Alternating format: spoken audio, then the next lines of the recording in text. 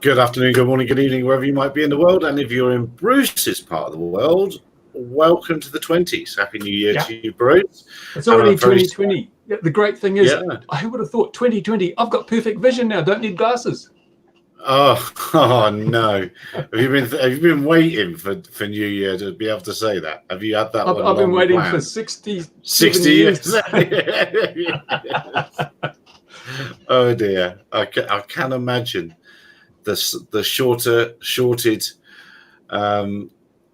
t-shirted Bruce thinking about that in his I can imagine that. Yeah. I can imagine my life is complete. I can die a happy man now. Oh no. Oh, I've been stung. Last week there was a fire. I've just been stung by something. Well, I'll tell you what, 2019 can get on its way. Yeah. Hey, viewers, watch this live on stream anaphylactic shock. Yeah, that's right. I'm just going to try and make it through to 2020 now. Right. Where should we start? I wanted to sort of have a look back. We've started early. Bruce is going to go early. Yeah, everyone wants to celebrate New Year, wherever they are. I wanted to sort of reflect on the last decade and say things like DJI changed everything in 2013, and a few airplanes have been around, and it was very interesting. I had looked back at the post that we put on SUS News in 2009.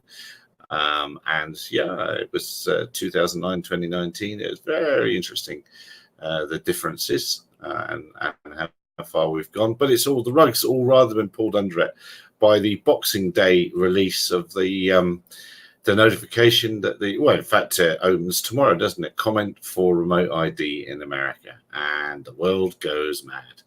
I think, Happy New Year, Osbo Drone. Yes, and someone else in 2020. How you going, man?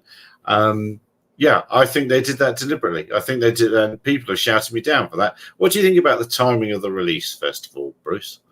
Well, you always publish the releases that you don't want to get a lot of media coverage during periods where the media are all on holiday or there's some other massive world event to distract people. You know, distraction, it's a great thing.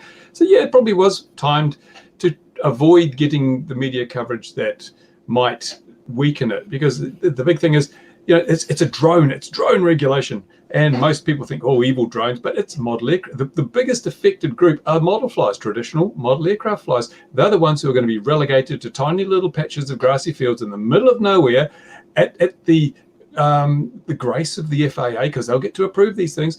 And eventually, from what I've seen, even those will be phased out. So it's like, if you've got a drone, you buy a store-bought drone that's got an electronic ID system on it, you're not going to be affected much by this, because it's out of the box. You take it and fly it as you do now. But if you're building your own drones, well, it's too bad. And if you're building traditional model aircraft, or you got one that your grandfather gave you, that's not going to be it. And I see the AMA we've scored another victory. Yes, this won't affect us at all.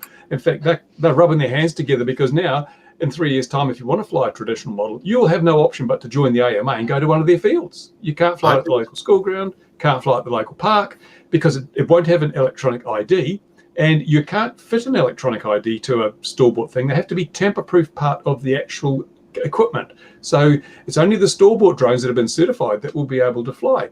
So you take your model aircraft down to the AMA field, you fly it. If you've got a drone like a Phantom 4 or something and it doesn't have compliant electronic ID, and it won't be the one that DJI is suggesting, it'll be a completely different tamper-proof one, then you'll have to go to the grassy field and fly your Phantom around in circles too, looking at the grass through the camera, which will be incredibly boring. But what's going to happen is, of course, this means that people won't be exposed to the hobby anymore. When I was a kid, the first time I saw a model airplane flying was at a park. There was some people flying control line in a park, and I was amazed, and it was fantastic, and it got me really excited about the hobby. That won't happen anymore, because you won't be able to fly at a park. So there'll be fewer entrants into the hobby, and the whole hobby would just dwindle. So the AMA will have a little surge in numbers as people are forced to join, and then it'll just age out. There'll be no new blood coming through, and within 10 years, do you remember the hobby of flying model aircraft? Oh no, what was that about? You know, that'll be the general thing. It is unbelievably bad. So we've got to educate the public. The big strength is going to be to show the public that model aircraft are affected by this more than anything else. And we don't want to get rid of model aircraft. We wouldn't have had Neil Armstrong stepping on the moon if it wasn't for model aircraft. These are the things. It's an educational process, but there are other methods too. I'm doing my strategy video at the moment, and this can be challenged on a number of grounds. Firstly, the USA purports to be a democracy, where the needs of the many outweigh the needs of the few. But if you look at it, there are now more drone operators than there are manned aviators. So in a democratic society, the drone operators should be calling the tune, not the manned aviation community, not the companies that want to fly delivery drones. There's none of those out there. There's just a few trials. So in a democratic country, you call them on it and say, if this is a democracy, then the majority has the say, and we are the majority. Then there's the constitutional aspect. The Constitution effectively prohibits government from passing unreasonable laws and regulations. And this could be said to be unreasonable because they are regulating something that has never caused a single death. So how can you reasonably regulate that in such a draconian way? You can challenge it on constitutional grounds. And finally, America is signed up to a number of human rights conventions, and it's a breach of human rights to deny people the right to enjoy a hobby that poses no risk to anyone else. And we've proven the weight of evidence shows the risk is zero. Show me the deaths associated with recreational drone multi-rotor drone use. There are no deaths. So draconian regulation is an unreasonable infringement on people's human rights. They have the right to enjoyment of life, and that conflicts with that. So I think there are a lot of legal challenges you can mount to this, but the biggest thing is we just discredit the FAA. The FAA is saying, oh, we know best. We don't fly these things. But we know best what you guys should be doing. We've never done it ourselves. And you turn around to them and say, well, okay, for I don't know how many decades, the FAA has been in charge of manned aviation. Let's look at the death toll. Woo! Now, the model community have been self-regulating. Let's look at the death toll. Oh my goodness, you're going to let the people who have been in charge and it resulted in so many deaths regulate the people who are safe? No, that's not the way it works. Look at the Boeing 737 MAX 8.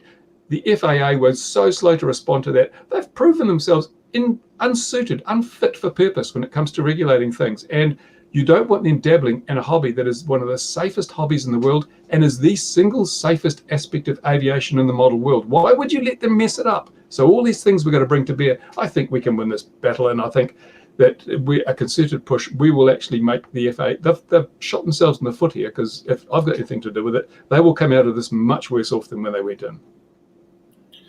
Well, I think I can see it already not happening. I can already see there not being a massive response to this. Oh, look, here comes Ian. Let's add him in. Here he is. G'day, Ian. We started early. We started early because Bruce has got to go, and it's New Year and all that sort of thing. And of course, we're already talking about remote ID and just how wrong it is, because it is. Where was I going with what I was going to say before I introduce you? Yeah, I'm already seeing people in forums saying, oh, well, no, I'm not going to bother. No, well, just sell me gear, or, yeah, no, it's the man. I'm just going to do the Bando thing. I challenged it because when I did my thing in the UK, people said, oh, we're not going to register. We're not going to register. But look how many have registered. People have talked the talk, but they really walk the walk. And my response is, when the USA brought in registration, I said, don't register. It is a thin end of a very long wedge. And if you register, all you're doing is making yourself a target. But people went ahead, 1.5 million people have registered. And now the FAA has all their names and numbers and whatever. And if they choose to, they're running out of money. They can go around and just check that these people are all compliant with the new regulations when they come. A lot of money to be made from fines, a lot of money to be made from that. So you have made yourself a target. And I would say that all these people now saying, oh, we're not going to comply, they will. That's just human nature. See, talk is cheap. Action, actually, when you actually put your own freedom and safety, economic safety on the line, people tend to back off and just, it's mob mentality. That's why we have to stop it becoming a regulation. As you say, it won't go through in its current form, because we know, we've seen time and time again that the way bureaucrats work is if they want, it's like when you sell a car. You've got a car, you think, I want $4,000 for that car, so I'm going to ask $6,000, and then the buyer will talk me down. I'll get what I wanted. He'll think he's got a bargain. Everybody's happy. That's what the bureaucrats do. They go and asking for everything, but they're prepared to accept less. They only want a smaller subset. So there'll be the 60-day consultative period, and then they'll come back and say, as a result of listening to your submissions, we've decided to reduce our demands to this. And so everyone thinks they've won, but in reality, that's all they wanted in the first place. So this will be watered down a bit, but it's still totally unacceptable. Well, Ian, can I let you jump in? Well, I've not paid too much attention to the exact detail what's happening in the US, because well, just because I've just been occupied with other things, and a bit like, it's funny actually. There was a anyway, I think you've seen it today, Gareth. Rob, who's Canadian, saying, well, we had tougher laws than this ages ago and nobody cared. So he's eating popcorn, and I'm like, well, the UK's been screwed over. Sorry, I'll see you and eat my popcorn. But no, it is. Unfortunately, we see it where one regulator in one country sees what a regulator is doing in another country and goes, oh, well, we'll copy that and we'll add our bit on top. And it just keeps continuing on in that manner. So, yeah, we're going to just get layers of silliness. The US worries me the most because you've got the lobbying. I mean, it may well be going on in the EU and we're unaware of it, but obviously we're aware of the lobbying in the US for pay-per-fly, with the idea of monetizing the Sky and having apps for it. And everyone that's got the snake oil wants to be able to sell such solutions because it's good money for them.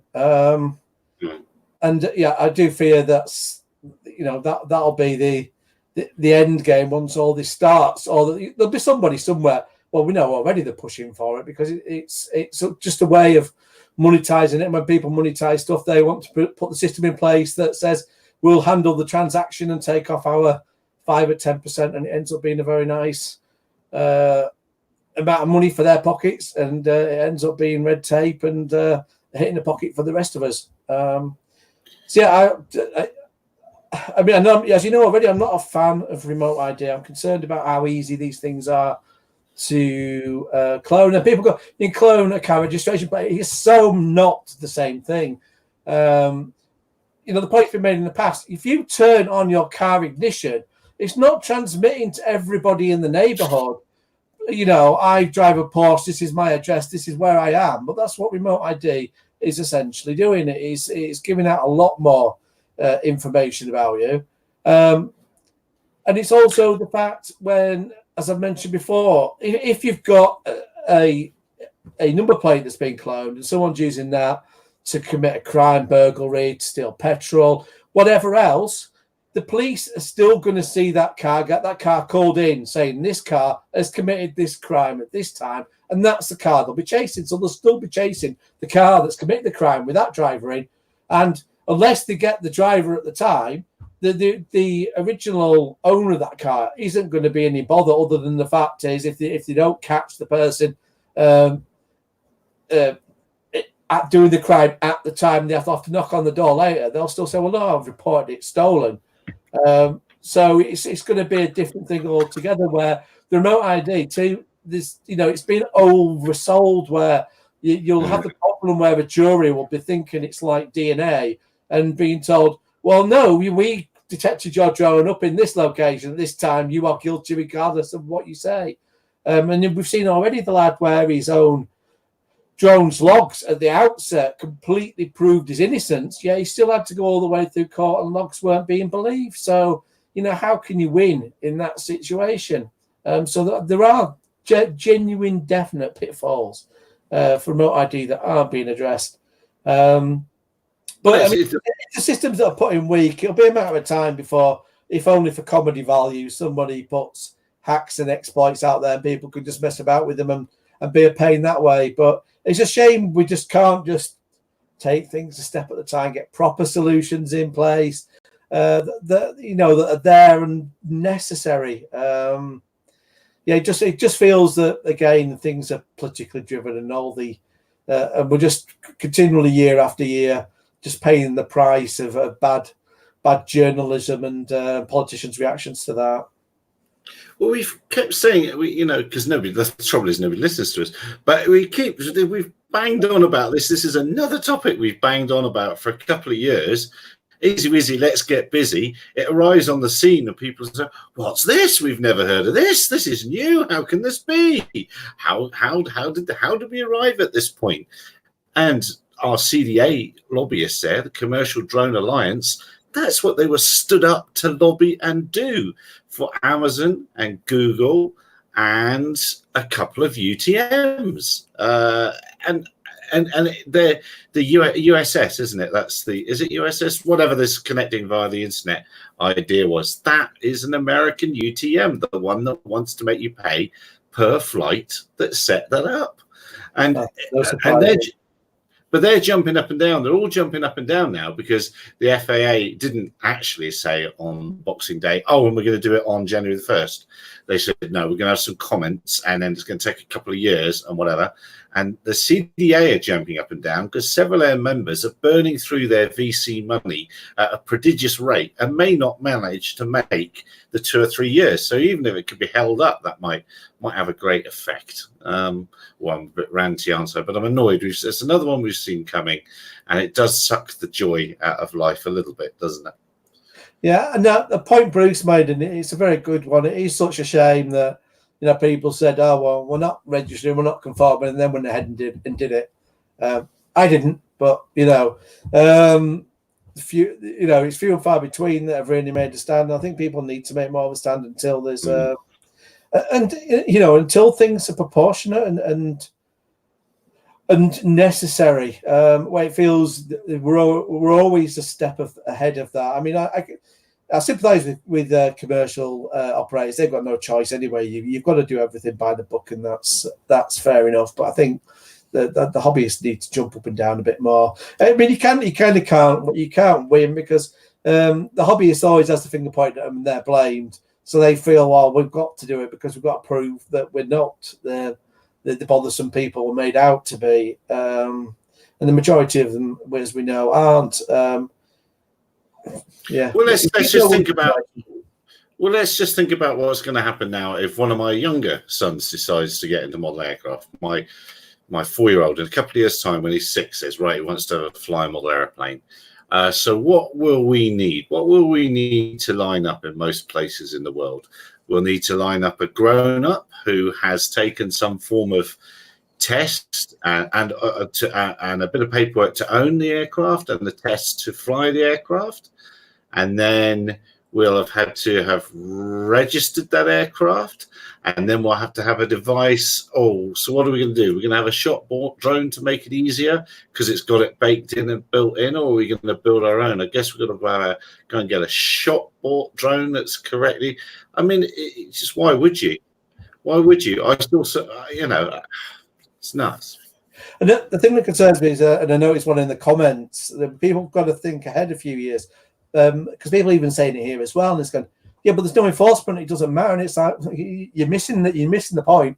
Once you start registering, you start putting the apps on. It will come to the point where the app itself's reported in. It's saying where you're flying straight off. They won't have to come out and enforce it. The app will say you're flying where you won't be. That will immediately then tell the authorities. You'll get the letter through the post, like with car drivers where you're speeding, and it's a case of you pay the fine, you don't pay the fine, you end up in court.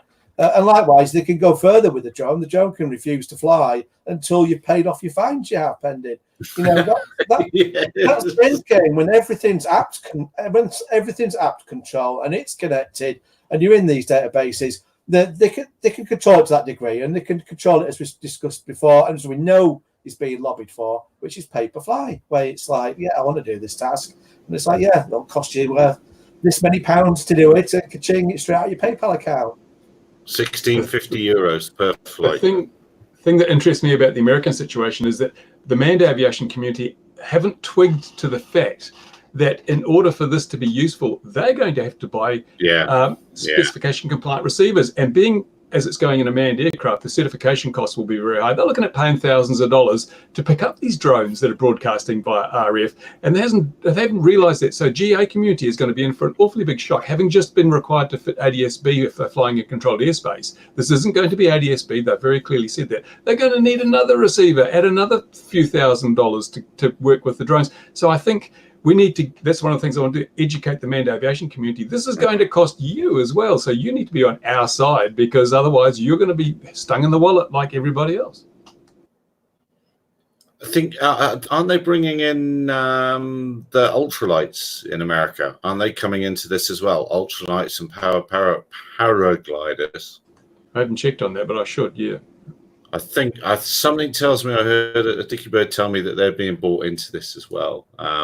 So maybe there could be another group to, hang our hats with, as it were, and get it together. But the most important thing, I think, is for people just to respond. I think the CAA I can't remember which missive it was. For years we've said nobody's responding, and that last one, a lot of people did, and they took notice. So even if you send a polite message saying you're not very happy about this, and I think it opens the problem is tomorrow's if people go through that process, if they do the submission and they think I've done my bit, but that's not going to do anything. They are free to ignore every submission. The risk is that if you say make a submission, then when you call on to do something else, they say no, I've already done something. Don't worry about it. So you've got to.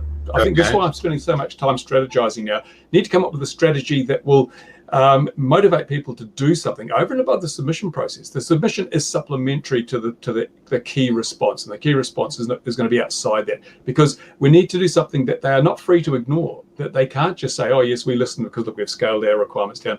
We need to do something that, and as I say, it may eventually end up to be discrediting the FAA's power in this case to regulate, whether it be by proving that they are incompetent, as we can easily do with things like the MAX 737, both 737 MAX 8, or that they have no constitutional legal right to interfere with a proven safe recreational activity like the hobby. So those are the tactics I think we're going to have to use. The submission thing, yeah, fine, but they'll just do whatever they were going to do anyway. But they can't, if the courts turn around and say, or the government turn around and say, well, no, you don't actually have the right to do this. That's why Section 336 was in place, to take the right to regulate the hobby away from the government. And I think now we have to basically go to reinstate protection, and we do that by proving that they shouldn't have taken it away in the first place, and that there's a right to enjoyment of life and all the other things. If there have been planes dropping from the sky to hitting drones, and if we had a big body count, I would be with the FAA and the government. But we have the weight of evidence saying, no, this is totally safe. You cannot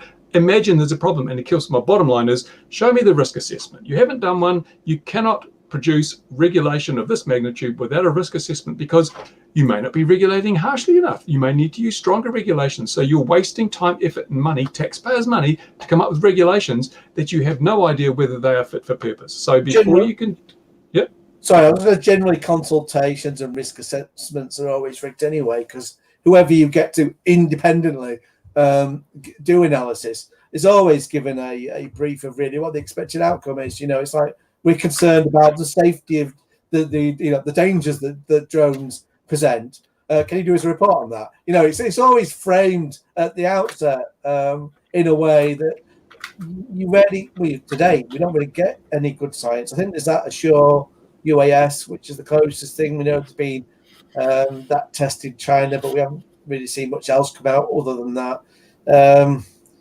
It's a shame the drone industry itself isn't bigger, and then it could actually fund a lot of the testing and the data, and then you've got you've got a point of not only saying this is the data we present, because you'll still be then to the criticism of saying, well, yeah, but that you've sponsored that as a drone community, it might be slightly biased, but at least you could then counter anything that was presented as an argument and saying, well, this is our methodology. What's your methodology? And they can argue then about which is the most valid, but we haven't even got that far. We're a long way off from really having data, other than all the data that proves that there isn't an issue, because as Bruce says, you haven't got the intensity more. And given the amount of time now, we're talking drones have been around over a decade. They've gone through that thing where they must have Christmas gift and everything, went through all that, and what happened? Yeah. Bugger all. And in fact, I think a lot of people were absolutely disappointed.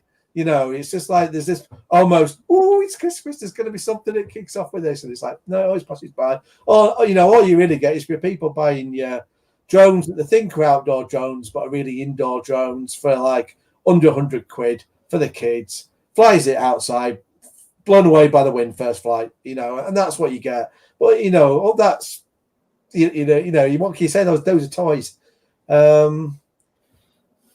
So yes, we just have the same old drama. Interestingly, I don't know what your feelings are on this, but it does feel like, the BBC did a report from, actually it was Royal Mail that originated. You can write to Santa's kids, and every year kids do, and they say, this is the present I want. So in previous years, drones being there, it's not in the top 10. Kids want books and consoles, and all this comes and scooters. All this comes up way up now before even wanting a drone. So I just wonder how sales are doing. Yeah, I don't know anyone that's bought a drone, either existing drone or renewing, because everyone's, well, especially in Europe, no point, because the EASA regs may make redundant or current kit. So it's like, well, you might as well wait until after those.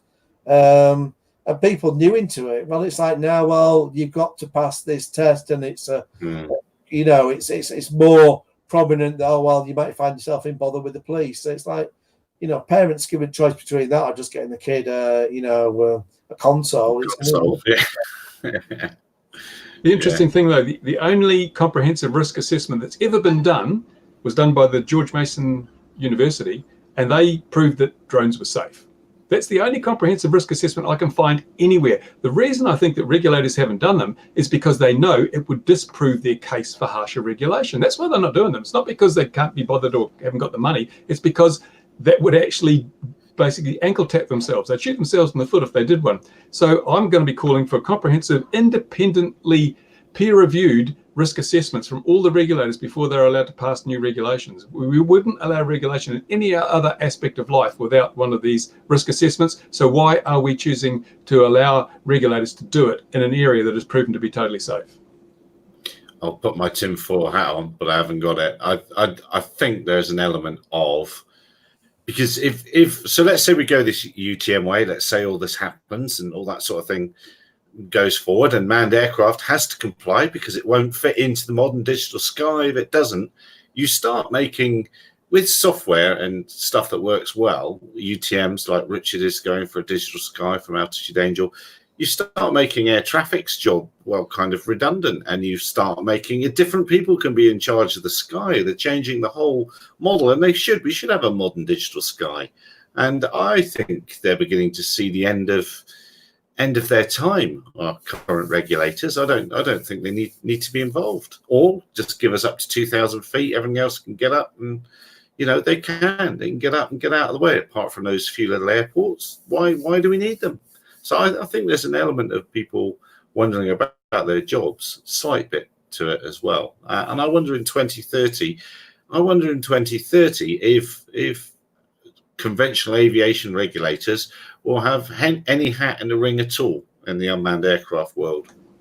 I think because there will be a need to maintain a lot of services, like you still need air traffic control and stuff like that with so forth, because if all this electronic fanciness, if GPS goes down, no one knows where they are, and all this electronic ID thing falls apart, and suddenly you've got this sky filled with drones and no location information. And also, if you're going to mix them with aircraft, what happens then? That's why we need the separation. If you integrate drones into the national airspace and GPS goes down, some ground station in Italy fails and Galileo goes out. So when something happens in the US, or you have a solar flare and it knocks out the GPS satellites for a day, you go from being safe to being completely at risk overnight, or in a blink of an eye. That's why we need that separation, because technology fails. And if you're going to say it's so dangerous we can't, we've got reports that prove that GPS satellites are going to be vulnerable to solar flare, coronal discharge. So no one's factored in the safety case for that. The only safety case is airplanes up here, drones down there. No, they're ignoring that. So that's why I believe that this whole thing is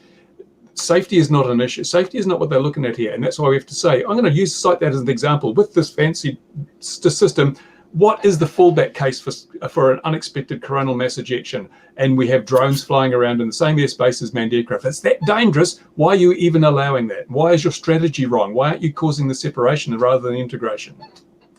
Well, we just go to the nice people from Skydio and say, can we all have vision-based systems on board just like they have in cruise missiles, please, as well as GPS and other navigation. GPS is not the only fruit. There are other ways of navigating. But the whole thing stinks, really, doesn't it? Look, I know you've got to go in 9 minutes, Bruce. Let's what we should all do really is we should all move to Bulgaria, because we can all fly with Nicola where there is no regulations, no rules, and nothing looks like it's coming on the horizon, does it, Nicola? You can just fly there, long range. You can fly long range. I'll launch my plane. There are general guidelines, but there's sort of like, first of all, nobody's enforcing that, at least not yet. And even if something is, decided on officially. Enforcement is still a big problem here unless there's big money to be stolen. And this hobby definitely does not offer anything of interest to those in power that like to do the stealing. So, you know. So you don't have Amazon knocking on the door saying we want to deliver stuff, because this is where it's all from. This is, you know. Well, Amazon No. delivering stuff by drones around here is going to cost them dearly. Oh, someone's doomed. Hang on. Hang on. Someone's called Doomed. We'll find out who Doomed is very short. He's broadcasting from the equator. I couldn't resist. I'm in the car for 5 minutes. First of all, I want to wish everyone a merry, happy New Year. Thank you very much. Happy Very New Year. good. Sorry, guys, I couldn't fully think. The family's been ill over Christmas, as some of you might know, and we've managed to actually cobble some life together and actually escape the house for a few hours. So we're trying to do that. I haven't had a chance to listen properly to some of the ranting. I'm going to do that next week. Was very New Year'sy. But yeah, it's interesting. I couldn't resist hopping in on this because there's just something. What I find interesting about this whole thing is the difference between the EU and the US stance. And the EU stance is if you don't comply, you will basically lose nothing and you are the same as you are today. Whereas if you do comply with the new regulations, they're going to give you more. We're going to allow you to fly in congested area and we're going to allow you to fly you closer to people. However, in the USA, what they're basically going to do is take everyone and say you're only allowed to fly in specific areas. And if you do comply, we're going to give you permission, but you're going to need all new aircraft. But Model RC basically cannot comply with this. There is no way a hobby builder can comply. This legislation gives no option of bolting on a third-party accessory. If you build an aircraft, you would have to send it to the FAA for certification, just like DJI would, or anyone else. And whatever fees, which they haven't stated yet, come with that, which are likely to be in many, many thousands of pounds. Further to that, and this is the big bit that's really getting me, is the fact that they're allowing sites to request permission for 12 months to become one of these FAA registered sites. And after 12 months, that door is closed forever in these regulations. So what you're going to have a situation of is you're going to have model aircraft areas where you can fly up to 400 foot maximum distance and height from the aircraft without ever leaving the boundary of that site.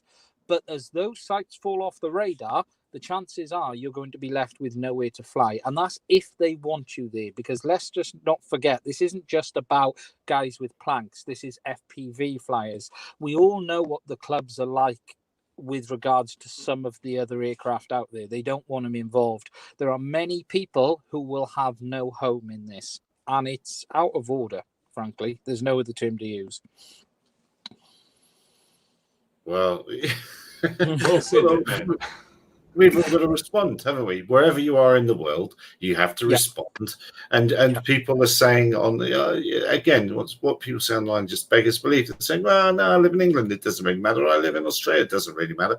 It does matter. If the FAA get away with this, everyone's in for further trouble. So we've got to at least say something and then join Bruce's campaign of whatever it is, and however many campaigns end up being out there. I hope, hopefully, end users are getting rolled up about this now and are realizing and seeing. I said at the top of the show, I do believe the FAA put it out on Boxing Day to try and hide it, and I don't think they've got away with that. So that's good. And I'll say this: I honestly think this is what they intend to push through. They've taken 3 odd years later than they thought to get here, and we've got this. This is what they want. But I'm convinced this is what they will try and push through. Whether people can have an impact, I don't know. But if they don't try, at least if they don't get involved, we won't know. But obviously, Bruce, have you done your video on this? I can't remember. I've seen so many on this subject. I've lost track. I did a rant, but you're talking about the whole thing. But I'm doing a follow-up video with what I believe are the strategies we have to adopt to nip this in the bud before it gets too far. Because if it's passed into regulation, that's it. That's the end. And it started with the repeal of 336. That protected the hobby from the government. And when they repealed that, the FAA just walked straight in and said, right, this is what we're going to do. And it was predicted, but the AMA thought they'd done a wonderful job. And they still think they've done a wonderful job because people are going to be flocking to their fields, but they don't realize that the hobby will age out very, very quickly. It's interesting because the irony in all of this, allegedly drones are dangerous, but the drone users come out the best in all of this. The reality is drone users really don't have a lot to worry about in these regulations. Yes, you're going to have to register every individual aircraft. It's going to cost you a bit more money. You're going to have to sign up to a USS or UTM or whatever they're going to call it. It's going to cost you more. But for the most part, if you buy a drone which is compliant, you'll be able to do everything after this that you can do today. For Model RC, this is literally ripping the industry in half. Any glider pilots are stuffed, frankly. They've got nowhere to fly, and you're going to say to them, yeah, you can go to fly to that airfield. Okay, how am I meant to fly at that airfield? Explain that one to me. It's odd that the fact of this is all about drones, yet this legislation is completely destroying Model RC, and it's giving drones a path out, yet Model RC has no path out. Is Horizon Hobby going to stick GPS on every single aircraft? No. Or if they do, is it going to have remote ID and broadcast ID and network ID? And one of my subs actually caught me on this because I interpreted it one way of, my understanding was the ground station could act as the network ID. But the more I read this, I'm not actually convinced it can. And it might actually have to be the aircraft transmitting to the network and not just the ground station. Because although they do say the difference between UAS and UAS system, they specifically refer to UAS with regards to the network ID. So the chances are it actually might be a SIM card in the side of your plane with a monthly data plan having to connect to the data station. Again, who was it that welcomed it today? Oh, that's right. It was Verizon. I can imagine. Funny old thing. And there in the comments is Manu, who has a fantastic ADSB receiving company in Voli in Switzerland, and he's been involved in all sorts of things. So Manu, welcome. Good to see you here, and have a happy new year. It's all madness. Now, Bruce, you've got to go, haven't you? I know you've got to go. So we better say cheerio to you, so that unlike last week when you just disappeared and I could get to wish you Merry Christmas. Merry Christmas to you, mate. Thanks for all the videos that we've had off you in 2019. I think everybody probably wishes they could go along to that airfield at Tokoroa and join in the foolery. I really, really enjoy that. So thanks very much for that. We look forward to lots in 2020 and forward more ranting about this very topic. Look after yourself, mate, and we'll speak to you soon. See you, Bruce. Okay. See you guys. See you, Bruce. Cheers. I actually have to get going too. Oh, there we go. Oh, me and two Ians. Well, we'll all go. All right. Half an hour to midnight. It is half an hour to midnight. Same here as well. You're exactly right. You have a lovely safe New Year, mate, and we'll speak to you next year. You too, guys. All right. Yep, we'll do. All right. See you. Cheers. Osby Jones, exactly right. Verizon does own Skyward. And it's all the USS term was invented by bloody AirMap. It's all so annoyingly intertwined, and they have convinced grown-ups in power that this is the right thing to do. And I don't think any manufacturer is behind this. That's for sure.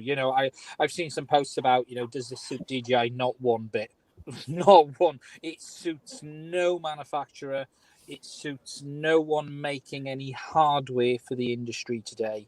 What it suits is service providers, UTMs, and people who are going to be able to legislate on top of it. Ugh, I've gone off with it. I am. Well, you're even more doomed. It's counter UAS. Well, does it suit counter UAS people? It doesn't really, does it? Because we start knowing where they all are. But yeah, counter US people and UTMs. This is who's pushed this forward, and the delivery guys, Amazon and Google, and they all are paying. They are paying the lobbying firm that's doing.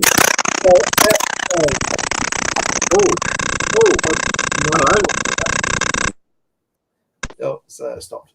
DJI do have some blame in this, in that over the years that they have been pushing for remote ID, and I'm going how good it is, because they just want to be in favour with the regulators and say, you know, we've got the solutions, and here are our generally speaking bespoke solutions, like their own drone ID, Aeroscope, on Aeroscope, I think it's. So they've kind of opened the door a bit, and they would have. There's bits of it they would actually like, but I think the problem here is that the trouble is once you start, once you go down this route and you're saying yes, this is all necessary, you open up the door for these snake oil salesmen that are really wanting to monetize the sky, where you actually lose control of the debate, goes further on than you want it to, and you end up with more restrictions, which sounds like what's happened here, and that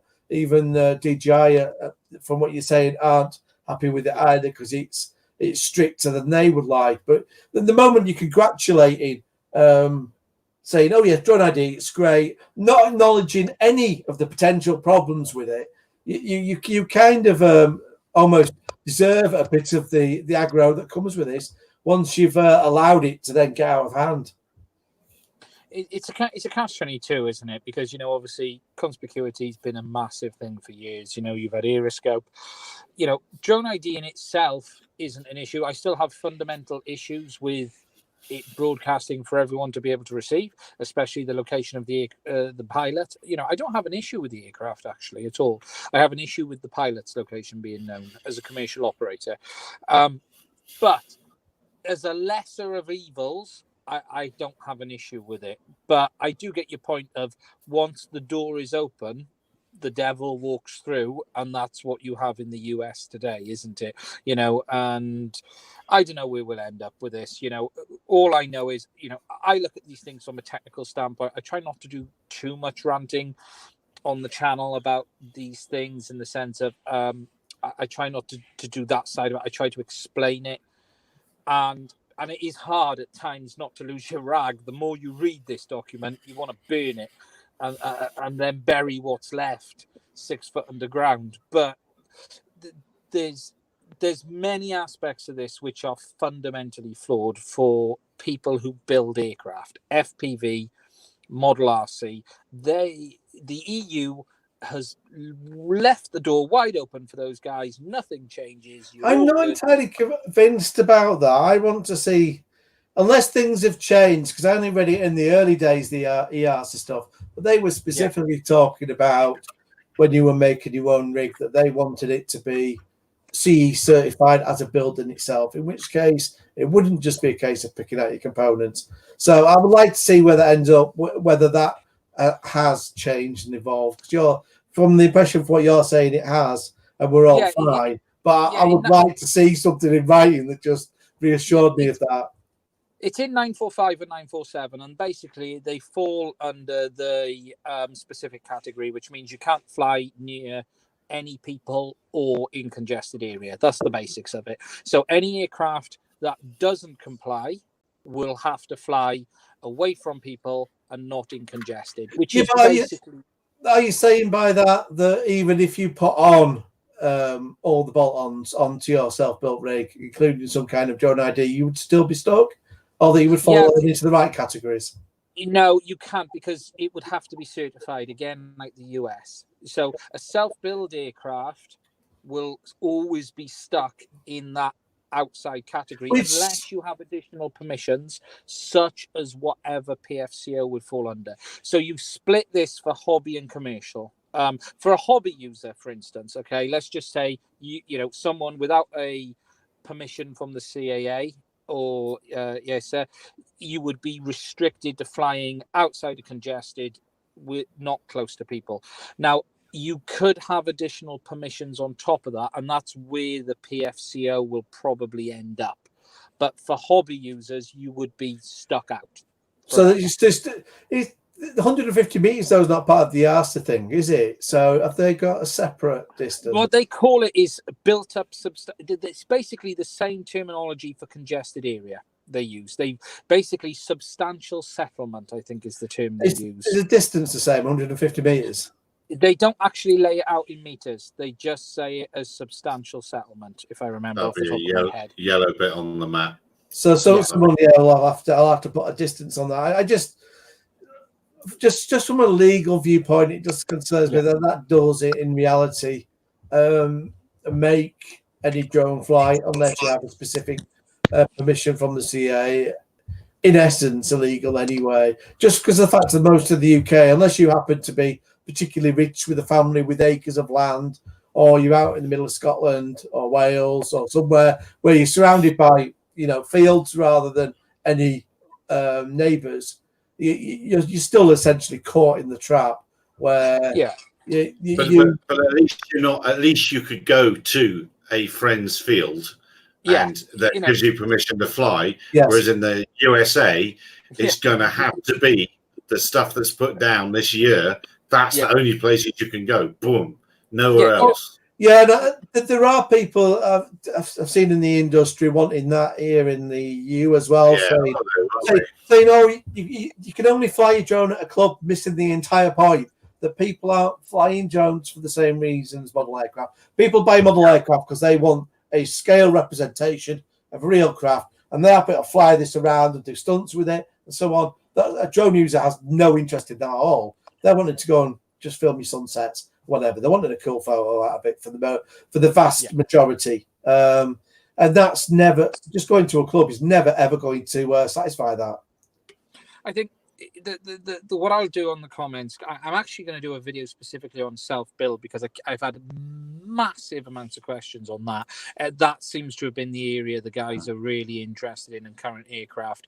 And the terminology I'll use is, it's as open to interpretation for that as the ANO is today. So from my point of view, my interpretation of it is that they will be able to fly outside of congested, not near people. The interesting thing with the US is it is blatantly clear that you are stuck at flying at specific sites only, and there is no get out of jail. There is no workaround. There's no interpretation. It is, you can only fly at an FAA designated area if you don't comply, period. And I suppose that's the big difference. Whereas Europe have left it open to interpret, and in my opinion, you lose nothing. And again, these things are always opinion, because I'm not legal, I'm not a lawyer, and until you end up in court, you don't know where these things are. Whereas the US is clearly going, you're going into a small box in that corner where I know where you are. End of, you're done. And that's the big difference between these two systems, really. And this is to facilitate our brave new world of drone deliveries, where our crazy little bottle of shampoo or CDs dropped off at our door. I can't. I get so angry. I still don't believe that will work. Or am I being?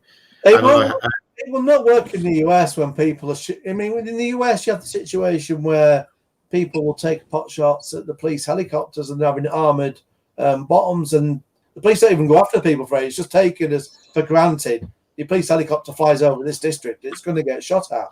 So the idea that an Amazon drone with an expensive package is going to fly over certain areas without getting shot at, it's just not going to happen. Someone is going to do it either completely drunkenly and for a laugh, or you are going to get the people that they can actually know there's money to be made here, taking the drone downs and taking the gear that's on them. And flipping Amazon's put in the patent, added that company that just patents everything for data collection in suburbs, and that's the primo reason, or primo thing they want to do with them, is sell the data that they collect as they're flying. So I guess that's going to be buildings. Have someone put an extension on their house, has anyone have they got half a dozen cars and dodgy looking stuff in the back garden? I don't know, but people should be alarmed. But I just don't, from a technical point of view, I just don't see it working. I don't understand how. Yes, okay, we've got that wonderful vision-based system that's come out, but every garden, every front yard, how the hell is that going to work? And is it going to be safe and secure? And it doesn't work now with normal deliveries where that's true. The van somewhere safe to put parcel. Yeah. I mean, I've got a parcel safe, and it even says turn it left to lock. And the number of times, even that simple instruction. What's a parcel safe? Look, What's a parcel safe? Anyone who follows me knows. Go on. Sorry. Go on, mate. I just want to say, anyone who follows me know I built a new PC this week, and I've had 9 deliveries in the last 2 days. There is no way anyone is going to beat DPD turning up with their app, their man telling me within a minute of when he'll be at my house. I don't care if it's a drone. It is not viable. It's not realistic. And anyone who thinks it is bonkers, frankly. That's my... Well, I'm glad you said that, because I'm beginning to just think I'm going mad, because people are really beginning to shout me down now because I say I don't believe in it. And it's like, I can't see it. I cannot see it. I can see little autonomous vans, electric vans with half a ton of stuff going around, and you dip your pin code in the back and pull the bar. I can see that coming, and I can see that coming in the middle of the night in gale force winds when it's hosing down with rain. I can see that happening. But of course, we know drones can fly in that weather, because that's what they were doing in Gatwick. But anyway, anyway, guys, I have to go. All right. I just want to thank. I swung in lately. Sorry, I couldn't make it properly, Gary. I do That's apologize. right, mate. No. You can hear it. My wife doesn't even know I've escaped. Oh no, you're in trouble now. Yeah. I think we're on a table, so I'm going to go and finish it. Guys, I want to wish everyone a happy new year. Ian, Gary, thank you for everything this year, guys. Right. I'll speak to you on the other side, and to everyone who watches. All right, see you next year. I will. I think we'll pull the plug on it now. We'll do it well. Thanks very much. Look after yourself. Enjoy the rest of your pint. Ian, I don't know if you've got a drink or anything, but have one on me. I'm going to raise a glass in 16 minutes time here when we join 2020. Dear viewers, wherever you are in the world, be safe, have fun, enjoy yourselves this new year. We'll see you next year. Thanks very much. 2100 GMT next week. Cheers, guys. Look after yourselves. Click a button here. Click a button.